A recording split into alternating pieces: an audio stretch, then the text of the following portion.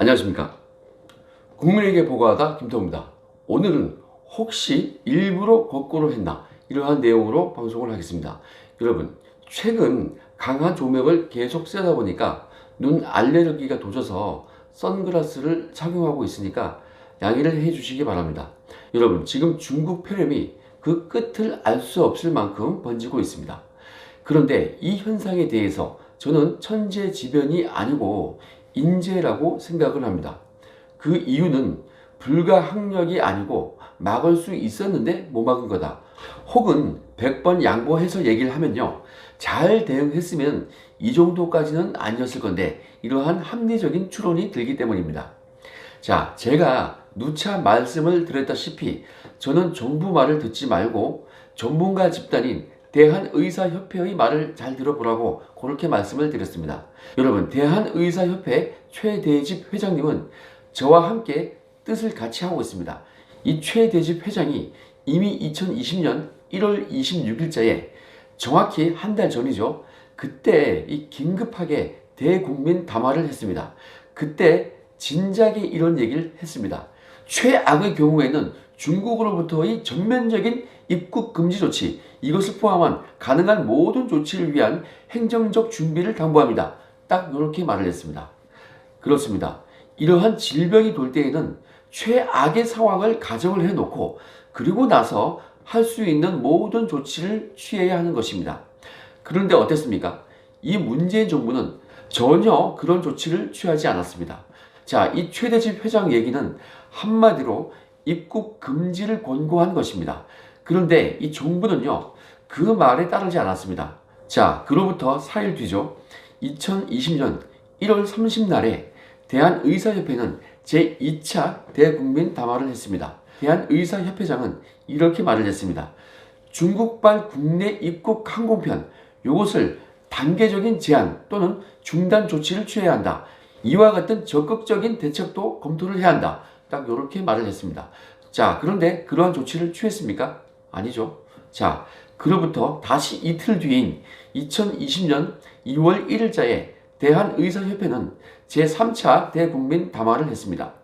당시 최대집 의협회장은 이렇게 말을 했습니다. 감염 위험이 높은 국가로부터의 입국 제한 또는 중단과 검역을 이것을 강화할 것을 권고합니다. 이렇게 말을 했습니다. 그때 또 이런 얘기를 했습니다.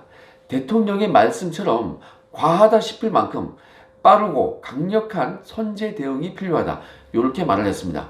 이것은 무슨 말이냐면은 문통 당신이 과하다 싶을 만큼 빨리 선제 대응하자며 그거 참 말 잘했다. 입국 금지하자 제발. 뭐 이런 얘기 아니겠습니까? 자, 그런데 정부는 어떻게 대응을 했습니까? 정부가 아주 시원찮았죠. 그러니까 대한의사협회는 그로부터 다시 이틀 뒤인 2020년 2월 3일자에 제4차 대국민 담화를 했습니다. 의사협회가 자꾸 이렇게요. 1차, 2차, 3차, 4차까지 담화를 계속하는 이유가 뭐겠습니까? 정부가 전문가들의 말을 계속 듣지 않기 때문 아니겠습니까? 자, 이 4차 담화에서는 최대집 회장이 이렇게 얘기를 했습니다. 방역 외적인 요인을 고려하다가 골든타임을 놓치게 될 경우 우리 국민의 생명을 잃을 수 있습니다. 자, 이렇게 4차에 걸친 담화 이후에 어떻게 됐습니까? 지금까지 정말 온 나라가 난리가 났습니다.